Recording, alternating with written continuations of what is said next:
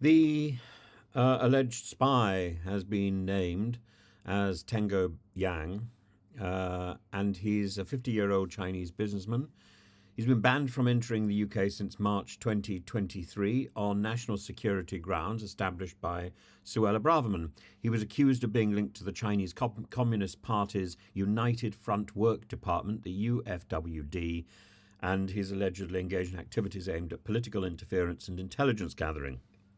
All of this, of course, is denied. Yang cultivated relationships with prominent figures, including Prince Andrew, the former Prime Ministers Cameron and Theresa May, and leaders in business and education. He acted as an advisor to companies like the GSK and McLaren and facilitated investment deals. And through his company, Hampton Group International, he brokered a deal with Gordonstoun, Prince Andrew's alma mater, to establish campuses in China, though this agreement has since been terminated. He had close ties with Prince Andrew, receiving invitations to his birthday party and acting as a liaison for Chinese investors. A letter from Andrew's aide describes him as a key confidant in Andrew's network, and while Andrew claimed no sensitive information was shared, this relationship adds to the prince's history of controversy. His case has reignited concerns about the CCP influence in UK politics, academia and business, and Sir Ian Duncan Smith warned Yang was not a lone wolf but part of a broader network of Chinese espionage, and he cited the UK's vulnerability to influence campaigns targeting prominent individuals. MI5 emphasised the growing complexity of foreign interference threats, describing China as a key adversary. But at the same time, China is a trade partner, and we should be cementing ties with China as well as being wary. We have two hands. I keep saying this. I don't understand why we are so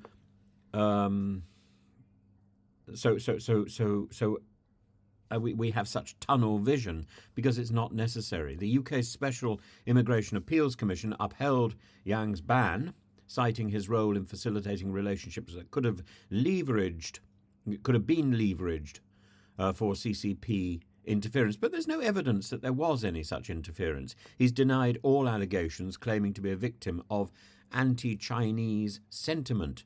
And the case has intensified debates over the UK's approach to China.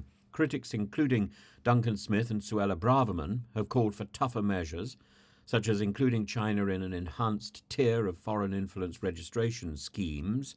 And the Prime Minister, Keir Starmer, has faced criticism for seeking closer ties with China, with opponents labelling his approach as sycophantic at a time of national concerns. The scandal is a reminder of the CCP's United Work Front Department, known for conducting influence operations globally, and it has raised alarm over vulnerabilities in the systems in UK institutions and the need for more robust counterintelligence efforts.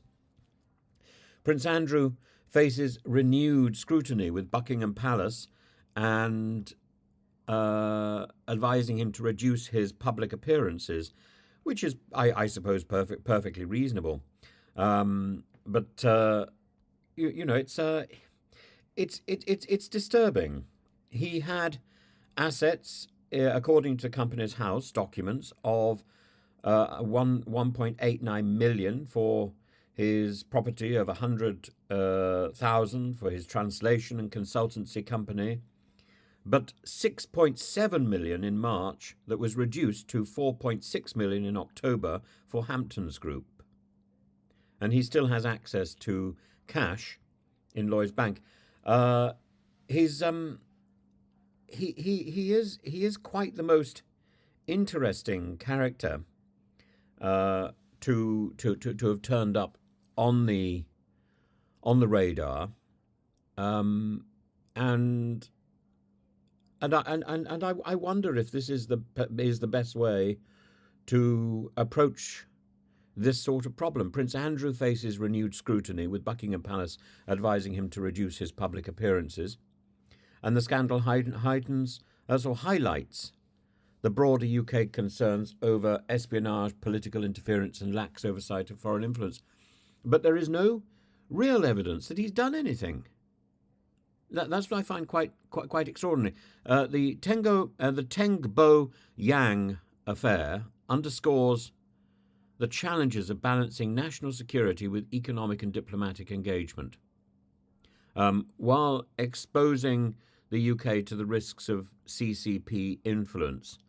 Um, but risk is part of our daily life.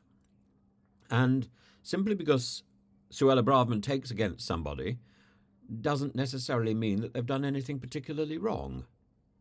And this seems to come down to a decision by the last Home Secretary, by Suella Braverman.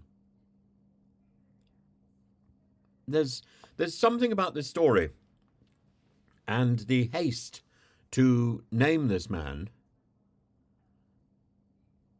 that doesn't quite work. And I'd love to know what you think, but I find this a very dodgy story, dodgy on so many levels, and it's squeezing the information out has been like squeezing a particularly unpleasantly bitter lemon.